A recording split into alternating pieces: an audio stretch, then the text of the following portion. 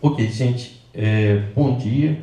Eu queria contar rapidamente um pouco da história do Centro de Estudos, antes da gente dar a palavra à nossa convidada. Então, na verdade, o Centro de Estudos Olímpio de Oliveira é considerado o mais antigo centro de estudos dos hospitais do estado do Rio de Janeiro.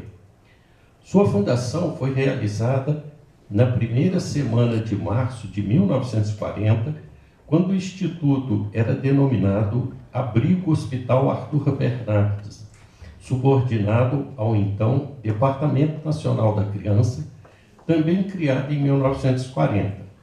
Nessa ocasião, foram instituídas as chamadas sessões gerais das quartas-feiras, que posteriormente foram transferidas para as quintas-feiras. O primeiro presidente do Centro de Estudos foi o professor Mário Olinto, sendo secretário do mesmo exercido pelo interno do hospital, Dr. Newton Potts. Durante as décadas de 40 e 50, o Centro de Estudos apresentou um número extraordinário de pesquisadores e professores estrangeiros convidados, ao mesmo tempo em que era palco de algumas das mais importantes discussões científicas em sua área de abrangência, realizadas nos mais diversos campos da pediatria clínica e social. Em 1959, com o desenvolvimento das atividades do antigo Abrigo Hospital Arthur Bernardes, sendo redigido o primeiro estatuto do Centro de Estudos, que lhe outorgou o nome atual de Centro de Estudos Olímpio de Oliveira. Nessa época, foi escolhida também a primeira diretoria formal, sendo então o doutor João Mário da Silva Pereira, chefe da ginecologia, nomeado para o cargo. O Centro de Estudo, desde sua fundação, ocupou extraordinário lugar no debate de questões científicas. Porém, a partir da eleição do Dr. José Anis Goraibe para a presidência do Centro de Estudos, a comunidade do Instituto Fernandes Figueira resolveu ampliar suas atividades, incorporando uma programação cultural abrangente em suas atividades. Em 1992, o Centro de Estudos tornou-se uma entidade autônoma e colegiada, sendo sem fins lucrativos, ligado ao Instituto Fernandes Figueira e tendo por finalidade organizar, coordenar e divulgar as atividades científicas no Fernandes Figueira. Perdão.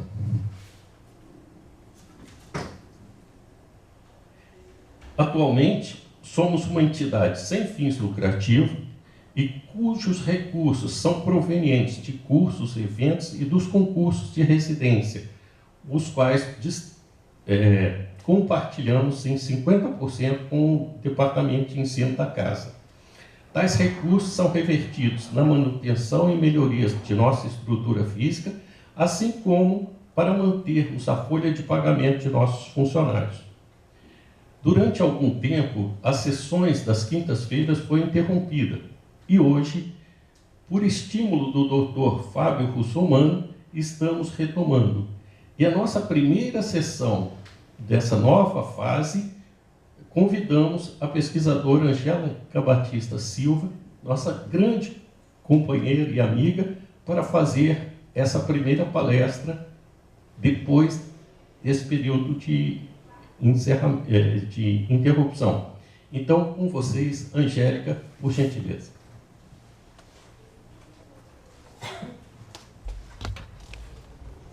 Bom dia, pessoal, quase boa tarde. Obrigada pela presença, por terem se deslocado aí dos seus afazeres por estar conosco, né, nessa sessão. Essa história começa em 2012. É bom que estejamos poucos, porque a gente pode ter uma conversa mais aprofundada sobre esse assunto. Essa história começa em 2012. Eu já era colaboradora aqui do IFF e estava qualificada no doutorado quando fui ao Panamá na Conferência de Mulheres e TIC. TIC quer dizer Tecnologia da Informação e Comunicação. Lá eu conheci o movimento feminino ligado a essa questão da tecnologia em saúde e conheci uma matemática chilena chamada Veronique Tauvenot, que era consultora do International Telecommunication Union e da OMS também, além de ser uma cientista que colaborava para a questão de health dentro da OMS. Nessa época ela tinha acabado o doutorado e eu estava no meio. Ela falou que ia fundar uma fundação, né, e com outros doutores ligados a questões da OMS para tentar trabalhar aplicativos móveis, isso naquela época. E a gente veio se reencontrar esse ano, 5 anos depois, com um trabalho já mais amadurecido, desenvolvido, e eu aqui como servidora e como pesquisadora. Ela disse, agora você pode traduzir meu aplicativo, que eu falei.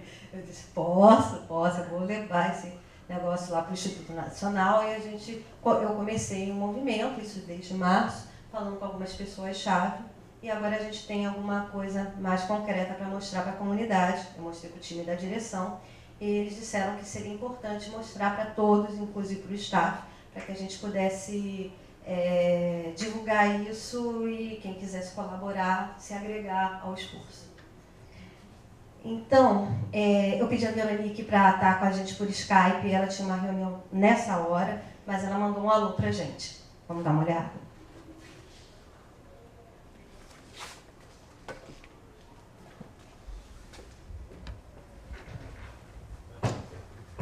Good morning to all. Good morning, Angelica. Good morning, Marcia.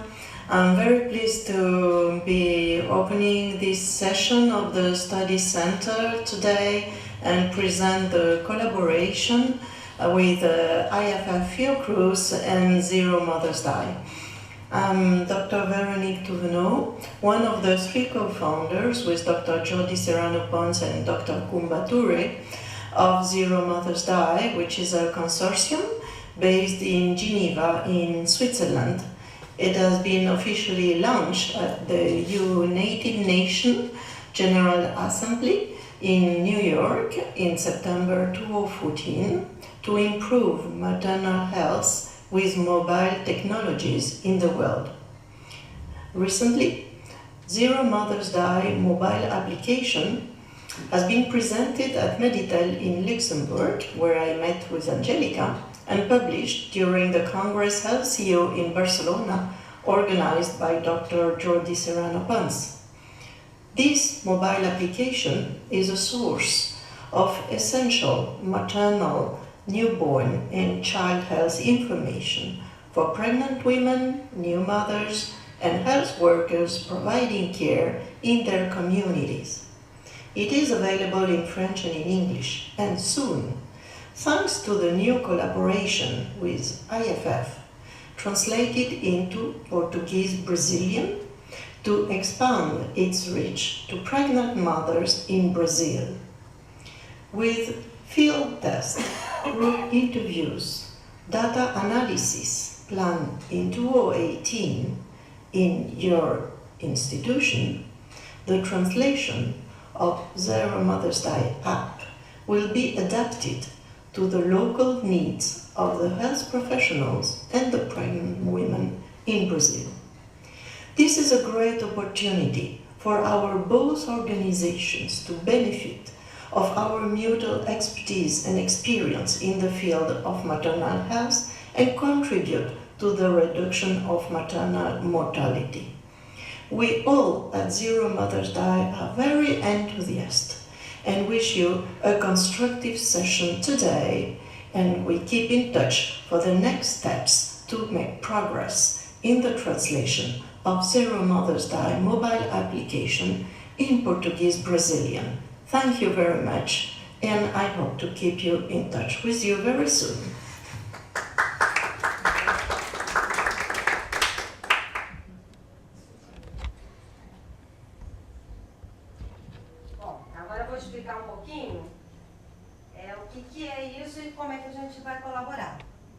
Falar aqui, né? Vamos lá.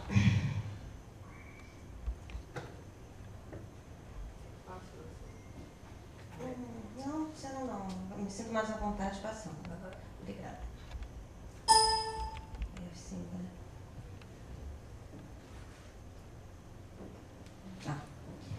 Então,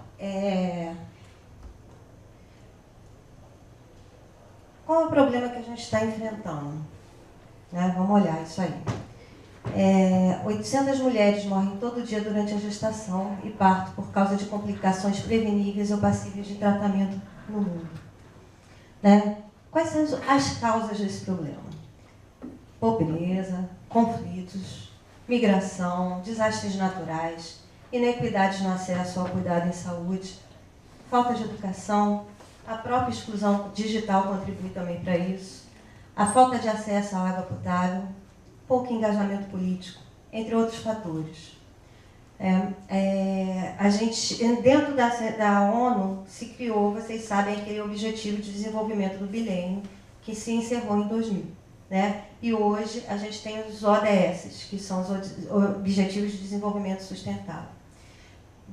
No Objetivo de Desenvolvimento do Milênio, haviam, se eu não me engano, era o número 5, que era relativo à saúde da gestante, onde um dos aspectos que seria trabalhado era a questão da mortalidade materna.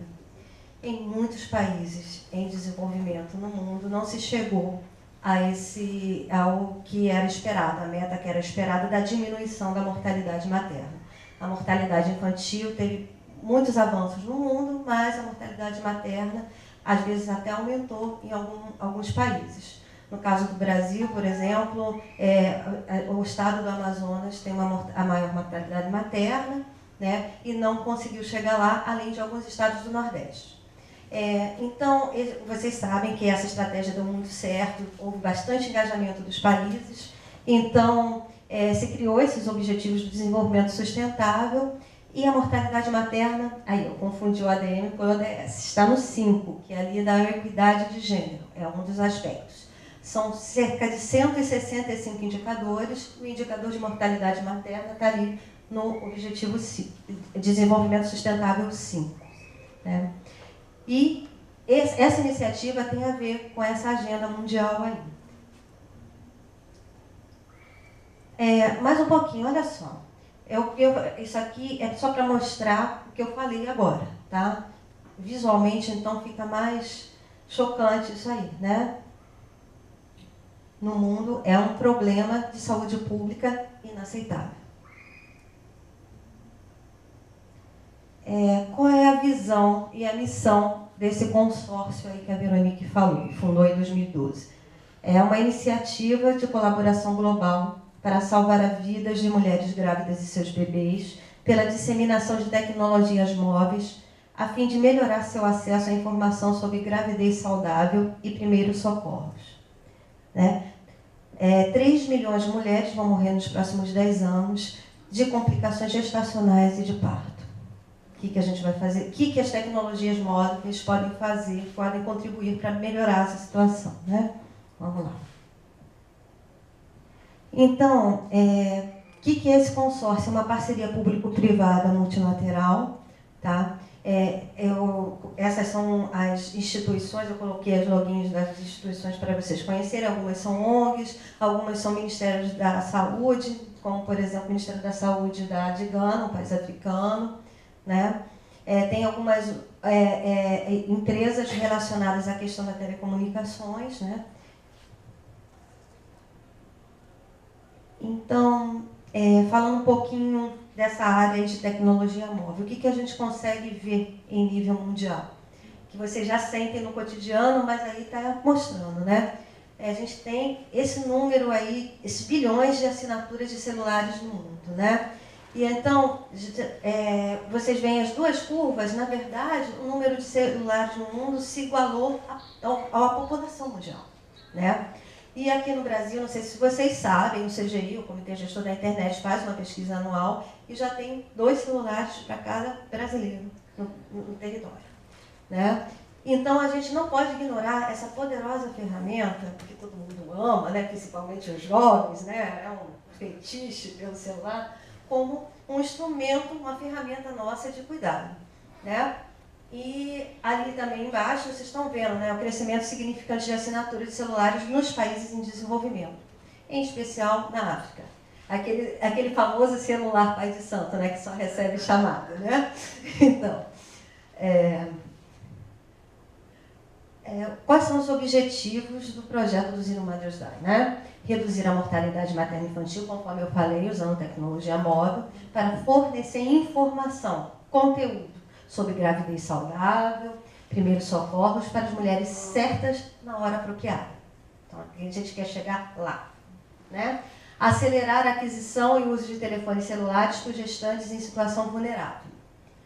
Isso aí a gente não vai trabalhar muito, mas é um objetivo do projeto.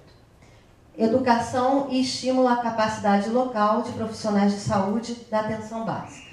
Usarem telefones celulares com ferramentas digitais de saúde pré-configuradas. Então, esse projeto tem esses 6 componentes, tá? Uma aplicação móvel, que é esse que a gente vai trabalhar, tá? Enviando informação para gestantes e mães de recém-nascidos em linguagem do local. Mas tem outro componente desse projeto que é distribuir telefones celulares, o que faz muito sentido na África, né? Aqui, na nossa realidade, não faz sentido a distribuição. Se vocês olharem até o celular, ele já está meio defasado em termos de design, né? É um celular antigo, mas ele é bonitinho. Para gestantes em situação vulnerável, profissionais de atenção básica que não têm acesso à tecnologia móvel. Por isso que a Veronique fez parceria com as empresas de telecomunicação, porque previa a doação dos celulares para essa população.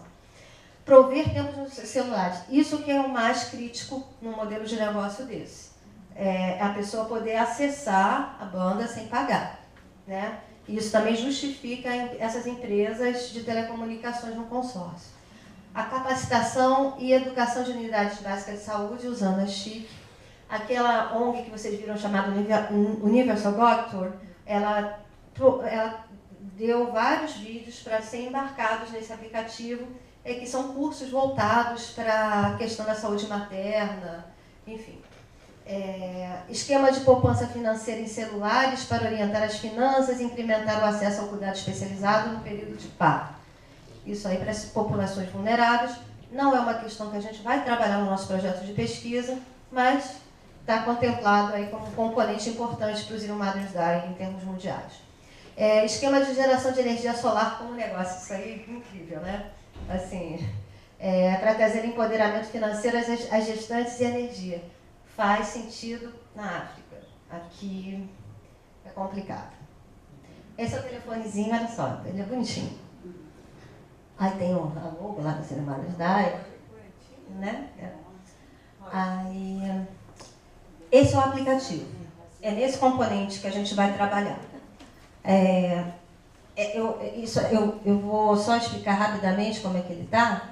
Esse aqui são as telas principais. E vocês estão vendo 3 botões ali em cima. Tem eu estou grávida, eu sou uma nova mãe e eu sou um profissional de saúde, né? Aí quando você entra, eu sou uma nova mãe, entra naquele ali, que vai falar do bebê dela, de 0 a 1 ano, né? E aí, quando você clica no período específico, tem dicas de como tratar do bebê, o que ele tem que comer ou não comer, né? Aí, quando você clica ali, I'm a health worker, eu sou profissional de saúde, aparece essa tela aqui embaixo. Pena que não tem um negocinho, né? O pointer. Onde está escrito Instructional Vídeos, Online Courses, Patient Education, Educação do Paciente e outros recursos. Isso aqui não faz parte do nosso projeto de pesquisa, que é de profissional de saúde, porque envolve vídeo e legendagem de vídeo, e a nossa cooperação com os Zero Mothers Die não envolve repasse financeiro. Então, a gente vai trabalhar primeiro a questão das mulheres, das mães e gestantes, e se houver interesse, aí a gente tem que fazer outra negociação para fazer a questão do profissional de saúde. Sem contar que a gente precisa avaliar clinicamente e tecnicamente esses vídeos antes de colocar o nosso nome nessa história. Então, isso aí a gente tem que avaliar, seria uma segunda parte do processo. Aí vem aqui, ó, vocês veem aqui, vem o vídeo, ó, aparece aqui o vídeo, enfim. Aí tem cursos também, cursos online. E aqui é para gestante, ó. Tem o primeiro trimestre, o segundo trimestre e o terceiro. Aí são dicas, tá? Bom. Os públicos beneficiados são gestantes. Oi. Sim. É por que a tradução é a primeira e não a avaliação é a primeira? Porque tem um processo na metodologia que é a adaptação transcultural. Né? E aí a gente vai, o projeto, eu ia falar, eu posso falar posteriormente? Eu vou expor só e depois eu vou falar o que a gente vai fazer, tá? O laser, mas você tem que conectar isso aqui no seu computador, para poder, no live.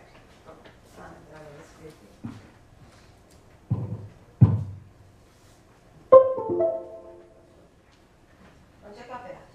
É aqui em cima? Isso, já apareceu lá. Aí, então, os públicos beneficiados, eu acho que vocês sabem muito bem, né? Assim, são esses. Princípios norteadores desse projeto é a sustentabilidade e a escala. Por isso que ela pensou nesses pontos todos, em fazer parceria com as empresas de telecomunicações na energia solar para poder carregar os celulares, essa coisa toda. Aí ela está no mundo inteiro, ela apresentou a Veronique apresentou esse projeto no Canadá, e o pessoal vai adotar o aplicativo no Canadá, né? Então ela conversa com os ministérios da saúde locais, agências e atores no processo do projeto, procura alinhamento com as prioridades do Plano Nacional de Saúde dos Ministérios da Saúde, então a gente não pode fugir dessa avaliação, né? Que a gente vai fazer. Garantindo a integração com sistemas de informação de saúde locais, estabelecendo um modelo de negócio, inclusive, a fim de garantir uma sustentabilidade a longo prazo. Acho importante estar falando isso porque a gente não pode fugir dessas coisas e já está previsto no projeto, tá? Nas negociações com os outros governos. Quais são os beneficiários hoje diretos desse aplicativo? São países africanos, em sua maioria, como eu disse, o pessoal no Canadá está pensando em implantar, né? Milhões, né? Assim, em que período de tempo? Até 2030, porque esse consórcio está ligado aos ODS, tem uma fundação chamada Millennia.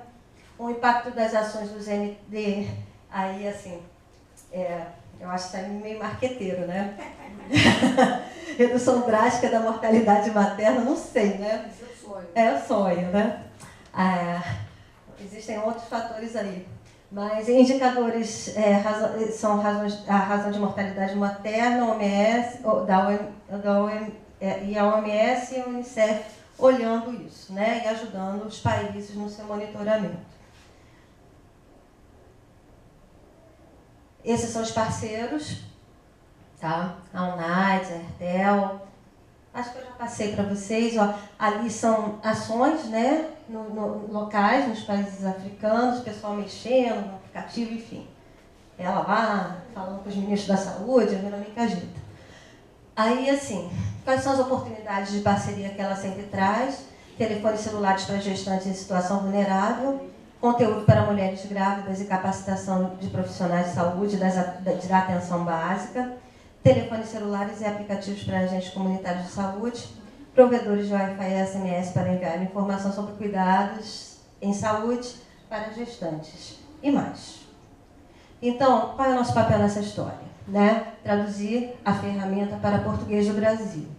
Aí eu quero fazer um convite a vocês para participar da pesquisa que se chama Zerando a Mortalidade Materna, Construção de Bases para o E-Paciente Gestante no Instituto Nacional de Saúde da Mulher, da Criança e do Adolescente. Eu botei uma fotinha de quando eu contei com a Veronique 5 anos depois, e a gente já estava combinando isso nessa mesa, né, de como fazer isso aqui no Brasil. E aí, assim, a Márcia faz parte da equipe, eu já conversei. Esse projeto, só antes de falar um pouquinho sobre ele, já passou pela vice de pesquisa, ele está cadastrado, ele está, nesse momento, sendo avaliado pelo Comitê de Ética. A gente também está com um acordo para ser assinado pela Nízia entre o Zero Mothers Die e a Fiocruz. Né? Esse acordo já foi apreciado pelo nosso NIT e pelo CRIS, tá? Então, a gente não vai ter problemas legais de trabalhar com essa ferramenta. Eu já estou com todos os textos que estão disponíveis no aplicativo, né, que precisam ser inseridos no código. E aí a gente precisa começar esse trabalho. E aí existem já algumas pessoas interessadas. O trabalho ele consiste na tradução do aplicativo, mas assim não só tradução, a adaptação transcultural. Como vocês sabem, todo projeto de pesquisa tem uma revisão de literatura. Então, há uma revisão de literatura sobre essa questão de adaptação de indicadores, de escalas para o contexto brasileiro. E, assim, o que a gente pôde ver é que existe um modelo chamado modelo universalista que prevê a possibilidade de tradução dessas questões. Mas o que acontece? Eu, como profissional de tecnologia da informação e de telesaúde e de comunicação, sei que um aplicativo é um pouco diferente de uma escala para uso clínico. Tem uma certa especificidade. Então, na metodologia que foi submetida à análise de pesquisa, eu sugeri algumas coisas no processo de adaptação transcultural, que seria estar envolvendo o ensino do IFF, né? Depois que eu consultei mais especificamente a residência, para eles entenderem como é que é um aplicativo por dentro. O que a gente vai fazer, por que ele está ali, ter essa experiência. É uma experiência que nós, como IFF, podemos proporcionar aos nossos profissionais em formação, né? Então, mas acontece que esse grupo tem que ser um grupo especial. A gente não pode só botar residentes. A gente tem que ser um grupo multiprofissional.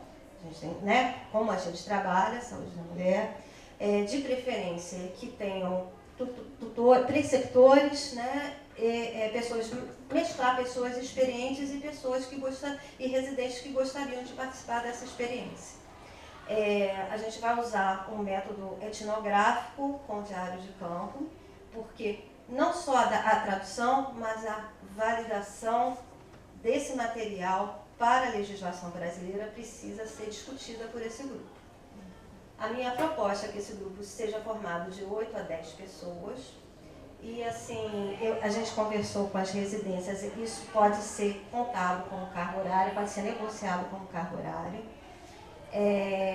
A proposta é que eu ainda tenho dúvida se a gente se reúne mensalmente ou quinzenalmente. Eu acho que no começo seria legal que a gente conseguisse se reunir quinzenalmente. Então, essa pessoa que quiser participar vai ter que ter uma disponibilidade de uma reunião de 1h30, de 15 em 15 dias.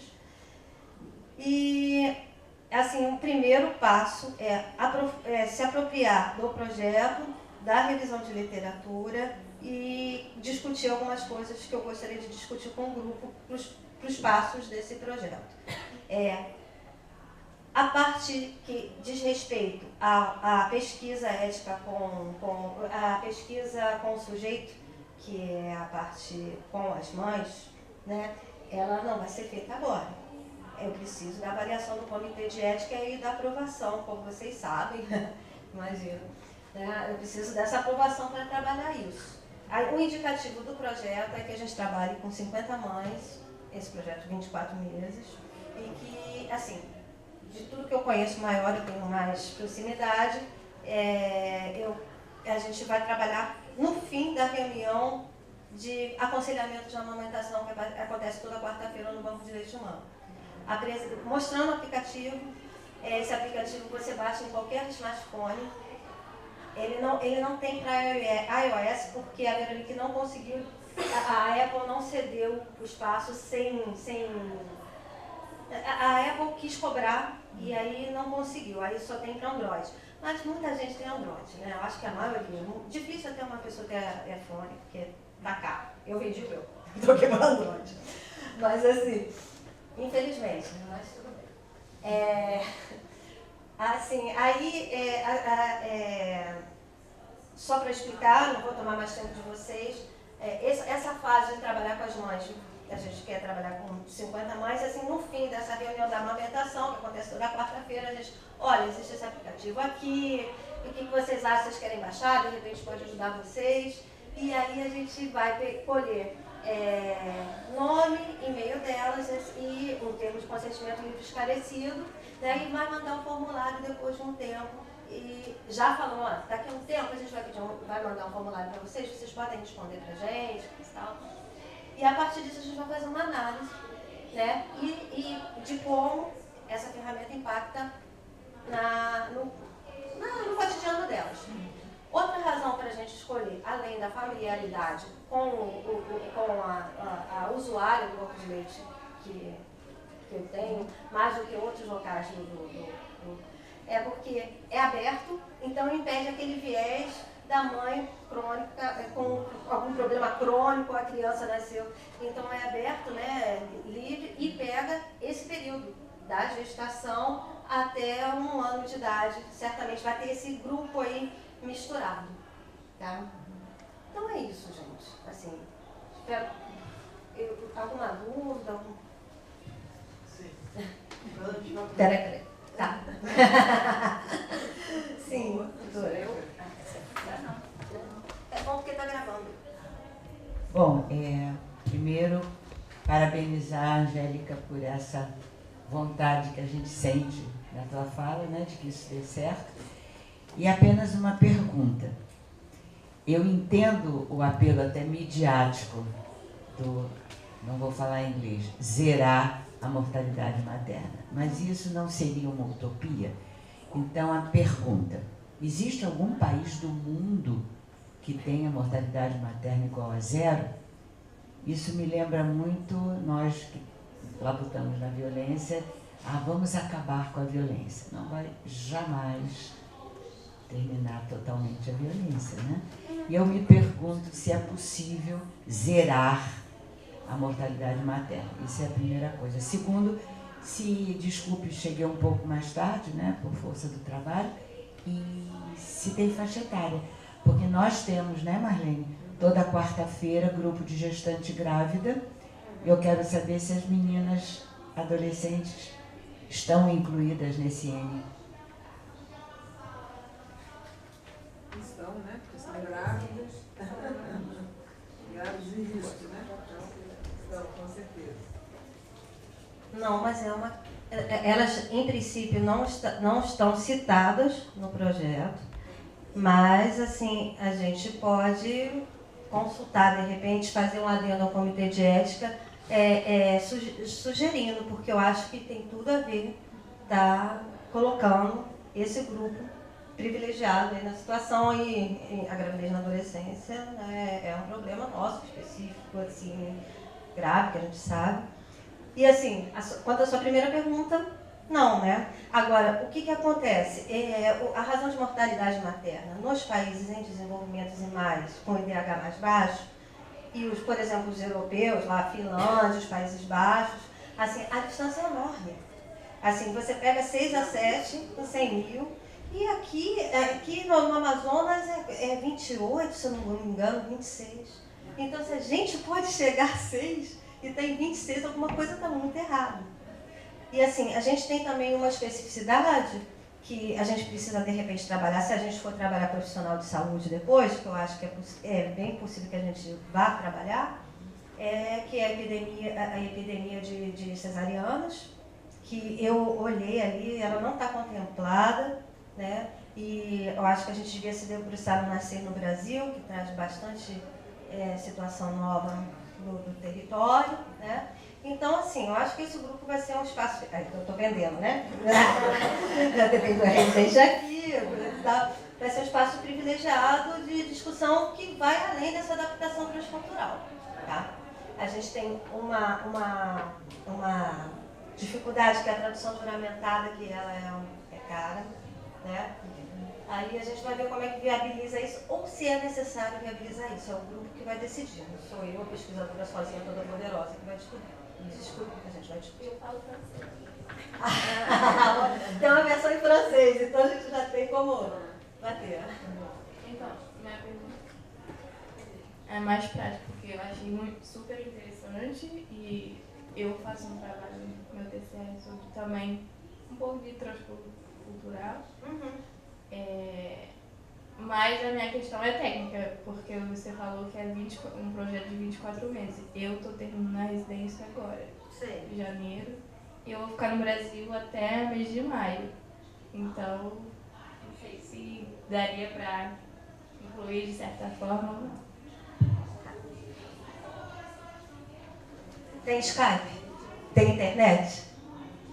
Então você pode participar por Skype se quiser continuar no grupo, tá?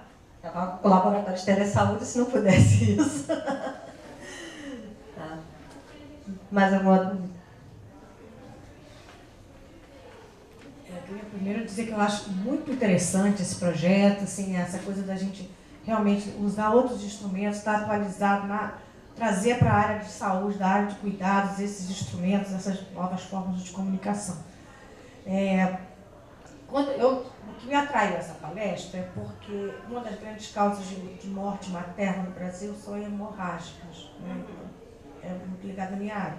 Então, eu estava tentando pensar assim, como que a gente poderia fazer um pouco esse gancho, talvez seja mais até na área dos profissionais de saúde, né? Já que do ponto de vista do cuidado da mãe mesmo é um pouco mais restrito, né? O que ela interfere objetivamente, quer dizer, não ser as patologias mais graves, hipertensão, diabetes, acho que já tem uma morbidade. E eu fico muito interessada para ver se vocês conseguiram algum indicador em outros países sobre a eficácia desse projeto em termos de morbidade. Eu não falo nem de mortalidade. Eu acho que a mortalidade ela entra muito mais como um apelo mesmo emocional. Porque eu acho que, sinceramente, eu acho que não existe nada pior que uma criança nascer e a mãe ter morrido do parto. Eu acho que isso é um destino muito, muito trágico, marca a vida dela, da família dela, do pai dela, quer dizer, é uma situação, quando a gente vive aqui, é um luto generalizado, porque você sente que deixou uma marca muito, muito difícil de ser superada. Então, eu acho que tem um apelo, porque realmente é um contraponto, né? No momento que a mulher está dando a vida, ela perder a dela, quer dizer, em termos de espécie humana, realmente é para chocar mesmo. Eu acho que é um pouco de choque para chocar. Mas eu queria dizer isso, assim, já teve oportunidade, já teve tempo de desenvolvimento do projeto em outras áreas que pudesse já ter algum indicador de eficácia, entendeu? Tá. Cristina, não há esse indicador de eficácia. E vou te dizer que, assim, do que eu vi na literatura que eu acompanho, porque isso me interessa especificamente, há poucos. Há algumas revisões sistemáticas, poucas em algumas áreas. Tem alguns ensaios clínicos randomizados que estão sendo feitos com a ferramenta aplicativa móvel ou não, mas a própria OMS diz que tudo isso que fala que é aplicativo, para o bem-estar, não sei o quê, é uma questão de marketing que não tem evidência suficiente para dizer que um aplicativo de celular ajuda no cuidado numa área específica. O que está mais envolvido é o pessoal da saúde mental e da diabetes, do controle da diabetes. Tem muita coisa, já tem ensaio, já tem revisão na Cochrane, então a gente já tem um caminhozinho por aí. Mas a iniciativa é muito recente e, assim, ela começou a publicar agora. Ela, inclusive, quer fazer essa parceria para a gente publicar também, né? Assim, vai ser o primeiro país que vai fazer um estudo desse jeito, ouvindo o usuário e fazendo uma adaptação. A gente não vai fazer uma tradução, porque isso seria uma responsabilidade com o Instituto Nacional, né? Então, a gente vai por esse caminho. Uma coisa que a Maria falou na reunião de direção foi sobre a questão da legislação brasileira. Né? É óbvio que a gente vai olhar a legislação brasileira dos cadernos de atenção básica. Você estava até, né, Armando, quando ela colocou essa... É claro que a gente vai olhar isso, mas eu acho que a gente tem que olhar mais do que isso. Eu acho que a gente tem que olhar a evidência atual na área e comparar também. Porque, assim, eu não sou, como vocês sabem, eu não sou da clínica, não sou dessa área, mas, assim, há muito tempo eu auxilio especialistas na área clínica. E tem hora que o especialista, quem está na ponta da ciência, dialogando com outros pares, ele bate no Ministério. Né? Assim, não é um ou dois, é um montão. Então, talvez surja esse tipo de situação no grupo. Né? E que é engrandecimento até para o país. E nós, como Instituto Nacional, podemos também chegar. Eles disseram, olha só, isso aqui, de repente, não está legal, a gente descobriu isso, aquilo. É um ganho que eu acho que o projeto pode até proporcionar, né? Responder questões. Pois é. Eu acho fabuloso. Agora temos que ver como aplicar aqui dentro, né? Nesse grupo de mães lá nesse encontro. As quartas e quintas, são as grávidas, né? São 2 grupos. Repetindo o mesmo assunto, mas são 2 grupos para abranger um pouco mais. Para ver se realmente há uma colaboração mais efetiva, se ela se interessa. Acho que 100% ali tem telefone, né? E elas buscam muito, buscam muito. Inclusive eu cheguei a dar uma ideia, eu cheguei a dar até essa ideia para a Maíra, sobre essa questão, porque elas sempre falam muito pra gente, eu pesquisei na internet, eu cheguei a falar com a Maíra sobre isso, que a gente podia fazer uma rede social que abrangesse mais esse público. Então, assim, eu achei essa ideia sensacional. Eu acho que vai dar certo porque a gente vê a procura delas com relação a isso. O João já tinha dito há algum tempo atrás, talvez a gente conseguisse um celular, né? O doutor João já tinha nos dito que provavelmente a gente conseguiria um celular para ter, seria disponível um número X do banco de leite para que todas as mães que tivessem dúvidas entrassem em contato e teriam um profissional respondendo através desse celular, né? Quase que um fale conosco, né? Sim. Mas é imediato. Então, isso é um sonho que a gente tem no banco de leite para tirar as dúvidas realmente, tentar sanar, porque a gente tem interpelações do país inteiro e de fora, né? Mas a gente recebe telefonema do Amazonas, do Pará, não sei de onde. Então, você teria esse celular, né, com aplicativo, seria no caso esse, né, de repente mais para a área de aleitamento exclusivo, ou né, as dúvidas de alterações mamárias, enfim, na área de aleitamento nesse período, que pudesse sanar, ajudar essas mães que estão distantes, os próprios colegas, que há muitas questões de colegas nos ligando para pedir ajuda, né? Não só das mães, mas dos colegas também. Só complementando, doutora Marlene, existe a telesaúde síncrona e assíncrona, né? Sim. E esse aqui é um exemplo de telesaúde assíncrona, onde você tem todo o conteúdo embarcado, validado, e aí a pessoa não precisa entrar na internet para estar acessando o conteúdo e ela vai selecionar de acordo com a dúvida dela que surge no momento. É um instrumento poderoso e mais fácil, porque a síncrona envolve um plantão de 24 horas, uma nova modalidade de trabalho e remuneração e recursos humanos. Né? Existe, é óbvio, já existe no Brasil, existe no mundo todo, experiências de telesaúde síncrona, mas aqui, eu acho que a gente não tem e seria... Eu não quero estar na sociedade. É muita briga, já tenho minhas brigas. A gente tem isso na área de... Não gravou isso não, né? Colaterais em drogas, em alimentos, enfim. A UFRJ existe, né? Esse serviço disponível. Tem um profissional, geralmente é um estudante de medicina ou da área de farmácia, que fica 24 horas respondendo as questões via computador ou telefone. Né? Por exemplo, tomou um remédio, está intoxicado, o que faz imediatamente com aquela criança ou com o adulto, enfim, que providência tomar? Enfim, eles te respondem, levar para tal serviço, faça isso, faça aquilo, quer dizer, há uma ajuda imediata. Podia ser o mesmo aplicativo, né? O mesmo estilo de evento e de resposta, né? Que você pudesse dar imediatamente para um colega que está lá longe, ou uma profissional de saúde que não seja um médico, seja uma enfermeira, seja um técnico, né? Que está atendendo uma dupla mãe e bebê. Enfim, uma situação dessas que poderia realmente acrescentar muito. Eu acho que nesse sistema a gente poderia ganhar bastante, né? No ajudar. O texto é auditivo, Não. Só leitura mesmo. Só leitura. Mas para o profissional de saúde é audiovisual. Aí a gente precisaria legendar. Primeiro validar o conteúdo, depois legendar. Tem as mães que são visual, que são analfabetas, você é analfabeto que não consegue ler. Eu pensei nisso na África.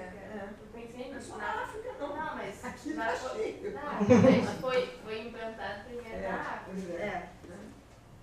Aí a minha pergunta era assim, e para as pessoas que que não sabem ler, porque falta de instrução existe. Então, eu fiquei pensando assim, como é que seria para essas pessoas? Eu acho que isso é um retorno que a gente pode dar, inclusive, para eles. Porque existem aplicativos sintéticos que sintetizam o texto. Fala assim, a voz... De repente, é uma melhoria que a nossa colaboração pode já estar sugerindo. O PDF, por exemplo, ele é auditivo. Né? Você tem, bota lá para... Né? Você precisa de abranger esses dois, né?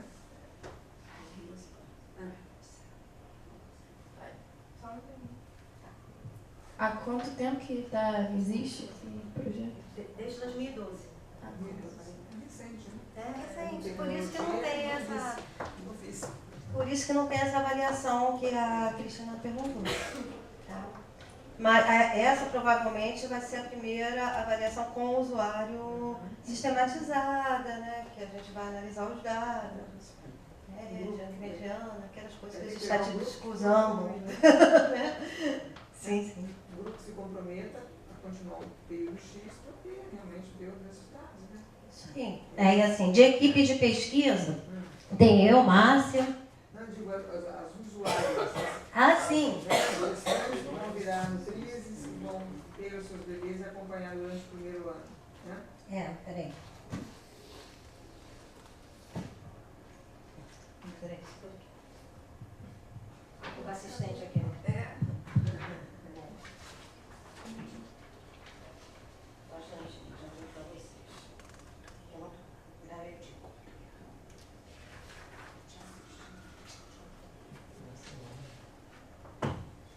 Eu, Márcia, a Dani, a Thalita e o Geraldo.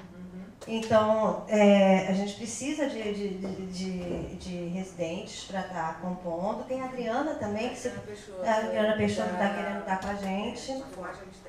E assim, é bom ter profissionais experientes, né, doutora Marlene? Bichinha que vem. Assim, se vocês puderem estar disponibilizar de 15 em 15 dias um momento para isso, nem que seja para ficar a primeira meia hora, entendeu? Mas para a gente é importante ter alguém com grande experiência clínica, porque não é nossa expertise. É porque o que você coloca, né, é importantíssimo. Se pudesse, né, inserir uma parte sobre essa questão, né? Ah, sim, muito importante, né? Da hemorragia. A ideia assim, do convite para mim, até ela falou, eu pedia para justificar, já que eu entro, né, nessa história toda, né, é na questão da residência, né, de capitanear aí os residentes para... As residentes estão... Ah, sim. É para capitanear os residentes para que a gente possa estar utilizando uma ferramenta super interessante de ensino-aprendizagem, que eu acho que para eles, assim, inclusive, nós tivemos a Angélica numa reunião de Coremu, né, de comissão de residência multiprofissional, e ela expôs isso e os residentes ficaram assim encantados, inclusive interessados. Eu te perguntei porque eu não te vi na reunião. Pois é, a reunião é aberta, a despeito dos membros, né? Ela é aberta e os que estavam, em verdade, eles se interessaram. A Adriana Peixoto, que é a coordenadora da enfermagem obstétrica, também garantiu que gostaria de participar, e isso para a gente é assim, importante. Quanto mais gente envolvida, melhor, porque a intenção é que isso possa capilarizar na instituição toda, porque não envolve só a mulher, envolve a criança até o primeiro ano de vida. E foi uma das coisas que eu questionei a Angélica. Angélica, poxa, vamos estender lá para o follow-up, né? Tem criança lá, né? Vamos ver se a gente consegue estender isso para outros cenários que não só o banco de leite, né? O ambulatório tem isso, exatamente, ambulatório. Teriam outros cenários. É mais os primeiros meses, assim. Sim. 2 meses. Então, assim, a Angélica já está construindo isso aí até na possibilidade de estar fazendo adendo ao projeto, né? Original. Fica aí, exigências eficazes. Sim, aí você vai fazendo as emendas. Eu acho que realmente o convite está aberto gostaria de participar. Agora, tem que ver realmente como a gente vai estruturar, né? Isso que ela acabou de dizer, o banco de leite não fica com o bebê um ano, né? A gente não acompanha durante esse período, a gente acompanha durante o período que tem dificuldade de amamentação, há complicações de mastite, enfim, aquele período que são os primeiros 3 meses, geralmente. A proposta da pesquisa é um roteiro, tá? Ela é transversal. É um roteiro que a gente se baseou até numa escala internacional de literácia em telesaúde. Tá? Tem uma proposta de roteiro que também pode ser modificada pelo grupo, de acordo com as discussões, e isso aí vai ser mandado num formulário para a mãe, um mês depois dela usando o aplicativo. Ah, você está usando ainda? Então, coloca isso. E aí? Inclusive as mães nossas externas, que vêm de fora, muitas vezes elas não têm o bebê aqui, voltam para a gente quando tem o bebê com alguma dificuldade ou não, mas depois a gente não tem mais esse contato. Né? Existe um contato telefônico quando a gente tem um interesse. Agora tem uma pesquisa da Maíra, né, que é a pesquisa do doutorado dela, então a gente vai acompanhar os bebês via telefone. Até quanto esse aleitamento materno está exclusivo. A gente tem esse contato, dá para saber, dá para a gente ter esse retorno. É para as mães que tiveram bebê aqui. Então, mas o aplicativo ele pode ser, pode baixar no seu né? Que é isso pode ser. Agora, como ele sai depois, caso ela faça uma nova a gente, quando ela baixar o aplicativo na reunião, ela assina um termo de consentimento livre esclarecido e a gente pede o nome, telefone e e-mail. Tá? E explica o termo, né? Dizendo que ela, dizendo, no termo vai estar dizendo que ela responderia, se colocaria disponível para responder o formulário. Durante um ano, né? Para saber retorno da instituição e da de repente fazer uma. Vai lá. Aí, de repente fazer uma testagem mais vezes. Tentar ainda construir melhor esse. Só que aí a gente vai ter que traduzir, mandar lá para a Fundação Milênia com o relatório de como é que. De sugestões, de vai funcionar aqui, né? Aí eles vão fazer as alterações, mandam para a gente e a gente começa os testes. Ela é do Chile, né? Ela é do Chile, mora na França e a sede da Zero Hora é da Suíça. Mas ela é residente do Chile, essa médica? Não, ela é da França. Da França. Ela casou com um francês e foi morar lá. Mas ela é trabalha mais e trabalha mais na Suíça por conta da ITU e da Suíça é centro, né? Essa parte realmente. Então, mas aí você vai ter todo esse trabalho todo, isso não vai começar agora correndo, né? Vai ter todo esse movimento de mandar, eles, quer dizer, adaptarem, aceitarem as nossas adaptações. Agora, por acaso, você está interessada, a gente me manifestou que vocês duas gostariam, então eu queria que vocês colocassem aqui. Acho que a Cristina também. A Cristina eu tenho o contato, mas vocês eu não tenho o contato, então se pudessem preencher aqui.